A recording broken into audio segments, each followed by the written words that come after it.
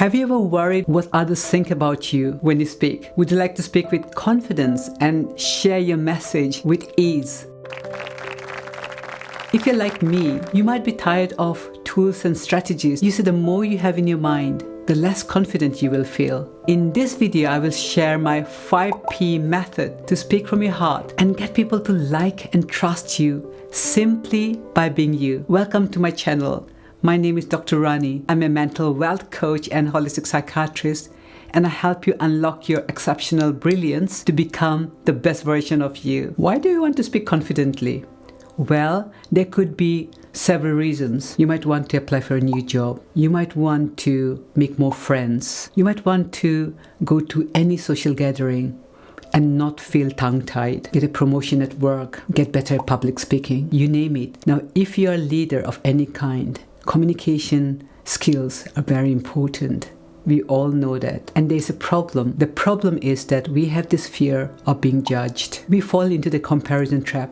Oh, so-and-so is so good at communicating. They're so good at public speaking. They're so good at expressing themselves. I can't be like that. We have this fear that we might not be good enough like other people. I felt insecure for a very long time. I felt I was not good enough and that people would judge me for the color of my skin, how I looked, my accent, the grammatical mistakes I make, all of it. And over time, I have become better and I have learned lots of tools and techniques. Even went to a local Toastmasters club near my home and I learned something that helped me. And yet, as I did some deep inner work and learned about mental wealth, I have become more and more confident from within. Understanding how the mind works has really helped me to let go of my thinking and be more present when I'm speaking. So I'm going to share with you my 5P method to feel more confident and more at ease. Let's get started. So the first P is being purpose-driven. What's our big enough why? What's your big enough why? Here's what I mean. If I think this is about me, or when I speak in public, it's about me, I can get quite insecure. But when I know that because I have a purpose, I have a message to share with people, I feel more confident. And when I'm not focusing on the little me, I, me, and myself, and I know that my message is important for someone else to hear.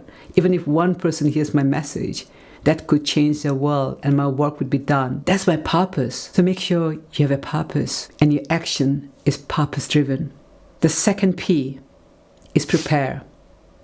Now, I know there are some preparations to do when we are talking in public. So, for example, if you have to do a presentation at work, you need to know what you're talking about. That preparation is there for sure. So you're going to write down some bullet points. Some people might want to write down the whole script. It's entirely up to you. In my case, I make sure that I put some bullet points and the rest I allow to flow through me. But there's something else I want you to remember. Our entire life has prepared us for speaking. Our entire life has prepared us for sharing who we are. Life has prepared us. So we have a wealth of experience.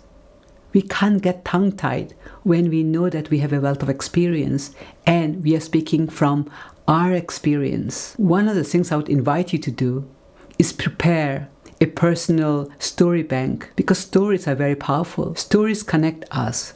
So whenever we share our own stories of where we had been and where we are now, people connect. People trust us. This Rani that you see now, she didn't exist before. She was an insecure child. She was an insecure adult. And the Rani you see now is someone who has done some deep work, some inner work. And she knows that she can have all kinds of thinking.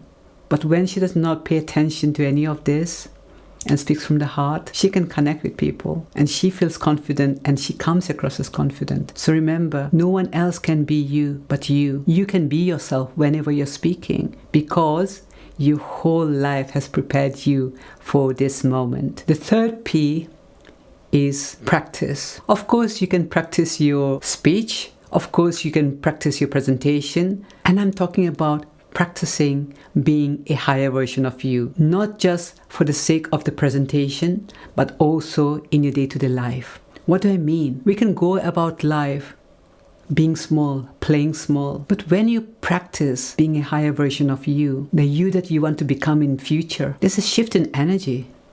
And you carry that energy wherever you go, whether it's a small group setting or you're speaking to an audience of hundreds of people. And that's possible because you have been practicing being a higher version of you. And you might say, Rani, I love that idea, but I have no clue what you're talking about and how I can practice being the better version of me. In my next video, I am going to speak about that. So if you haven't subscribed to my channel yet, make sure you subscribe. The next P is presence. Step into your power. When you align to the essence of who you truly are, it's like you get this energy from within. You are unstoppable. You feel some positive energy come through you, what we call positive energy. And what happens is that when you have the positive energy, your stance shifts. How you speak, how you smile, how you come up with creative ideas, they all fall into place. And people think, oh wow, look at that person. They are so confident. What they're missing is confidence is not made up. They are tapping into a higher dimension of them. And they're being fueled from that place. They are feeling the energy from that place. Their presence is very palpable. It's about knowing who you are. It's about knowing that what you have to share is very powerful. And finally, the final P is pause. Pause often, especially when you feel, I don't know which direction I need to go. You can just pause, because what pause does, it reminds us that our message is important. The pause allows us to reconnect to our message. It also allows us to realign with the truth of who we are. And it reminds us that it's not about me, it's about my message, and that someone needs to hear my message. Does this mean people won't judge you? Of course not. People will still judge you. People will still make comments about you. They might not like the way you said something. They might not agree with what you're saying. But remember this, their judgment of you is not about you. It doesn't say anything about you. Their judgment says something about them and their judgmental thinking in that moment. To them, it might appear as the truth, but it can never be the truth. It's a passing thought. If you allow one person's judgment, or let's say even a group of people's judgment about you, stop you from sharing your message, imagine all the people who desperately need to hear what you have to share. Please don't do them a disservice. Speak from your heart. Speak with confidence. The people who need to hear your message and your right tribe will find you somehow. Here's a quick tip.